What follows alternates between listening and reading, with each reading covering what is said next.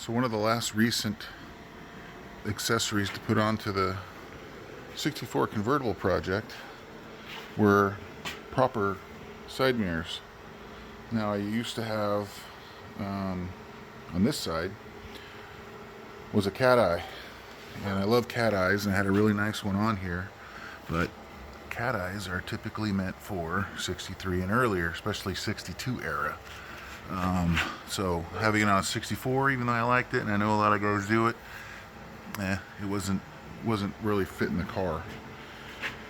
So I ended up getting Albert's.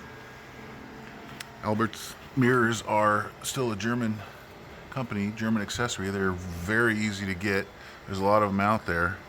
And fitting them onto a Ghia, there's not a lot of Ghias out there that have them. But they definitely fit the part. And the cool thing about this car,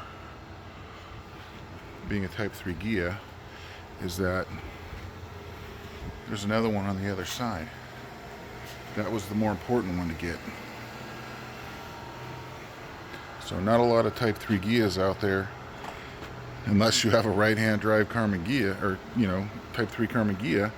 You're not going to have a mirror on this side, and that's where these come from, are right-hand drive Type 3 Karmann Ghias, and to have it done. I had the opportunity when I was swapping parts out with Pedro, and he had an extra one, and I needed to have my right side standard one re-chromed anyway, and he said, well, why don't you just have this one re-chromed? And it was one of the extra ones he had that had the hole.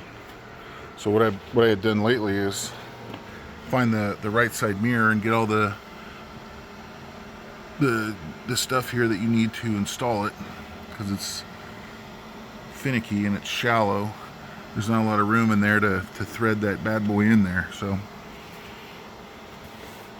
now I've got two Albert mirrors on the right and left hand side.